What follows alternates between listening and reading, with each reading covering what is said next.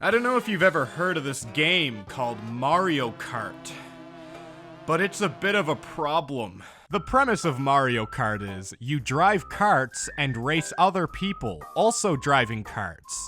This is the act of kart racing, a famous palindrome. For the longest time, Mario Kart was hailed as the greatest kart racing video game experience a person could ask for. That is, of course, until the year 2009. A little game called Madagascar Kartz was released and the world was completely unchanged. Nobody cared, and Mario Kart continued to dominate. See, nobody is born liking Mario Kart more than Madagascar Kartz. They're raised that way. The influences around them steer their thought process in that direction.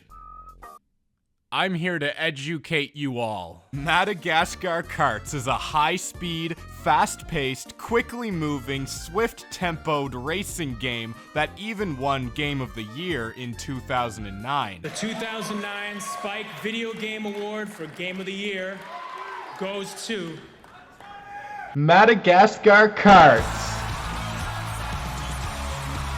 But apparently, we've all forgotten about that for some reason. Everything about this game is pure artistic craft. The graphics, the gameplay, even its more subtle elements knock Mario Kart right off the track. Look at that. Look at that. Wow. Where Mario Kart took the easy, basic, boring route of naming the game after its protagonist, Madagascar Kartz is a lot more subtle with its title.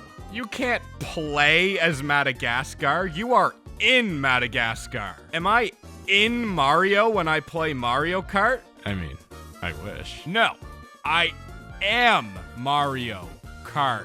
Seriously, Nintendo, why would you name the title of your game after the main character? That's literally the most boring thing you can do. Like, imagine if Spider-Man was called Peter Parker. Madagascar Kartz even has a Z at the end of the name, just to give you further proof of its convention-defying madness. I know, it's pretty hot.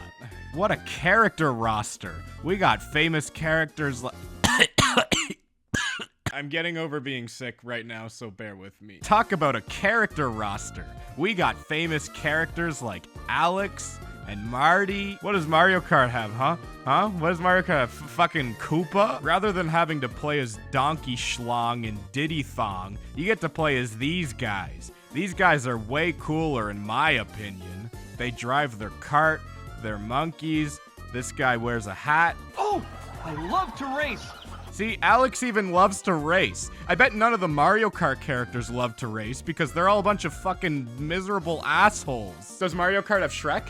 Does Mario Kart have Shrek? Does it? Does Mario Kart have Shrek? No, Mario, I don't see Shrek anywhere. I don't see Shrek. Guess what game does have Shrek? Guess which game? Get that's right. Madagascar Kartz has everyone's favorite green ogre as a playable character in the game. Chuck that one down to grit.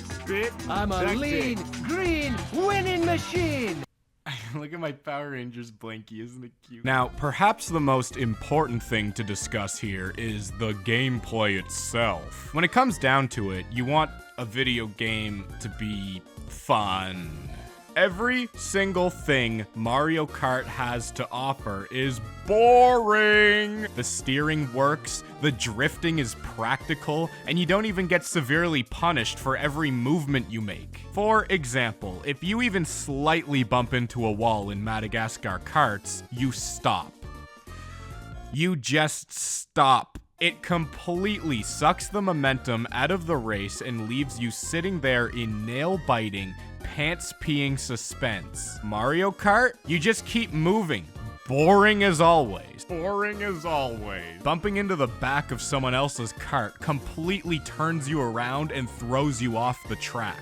This game isn't afraid to bring a bit of realism into play. Whenever an item hits you, you slowly do a bunch of somersaults, and it's just such a cool spectacle to see.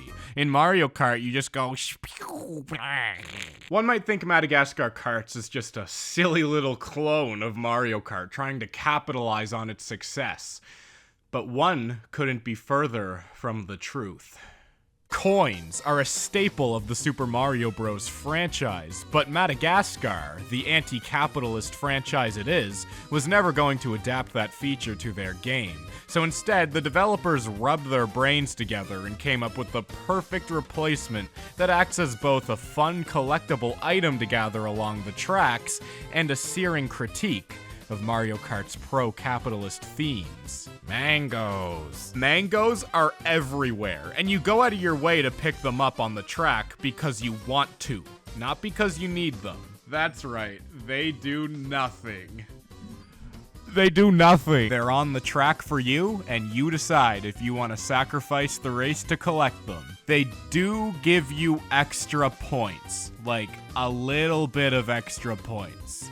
So, I mean, they're not really helping you win the race, but at least the game acknowledges you've collected them. The tracks themselves are what really need to stand out in a racing game. You can have all the good controls and graphics and gameplay in the world, but if your tracks look like this, no one's gonna play your game. In Madagascar Kartz, we have incredible tracks such as Plane Wreck, Shark Beach, NYC Zoo, Fusa Rocks, Volcano, Shipping Freighter, Shrek Swamp, Watering Hole, Monsters vs. Aliens Mothership, and that's it. All of these tracks deliver unique experiences that the player will remember for a lifetime. I mean, come on. How many Mario Kart tracks have a shark on the loose, chomping down on the racers? How many Mario Kart tracks have gorgeous visuals on par with 2001: A Space Odyssey? How many Mario Kart tracks have Shrek's Swamp? Oh, wait a second. I don't think any of them do. So, I actually wasn't able to unlock Shrek in the end.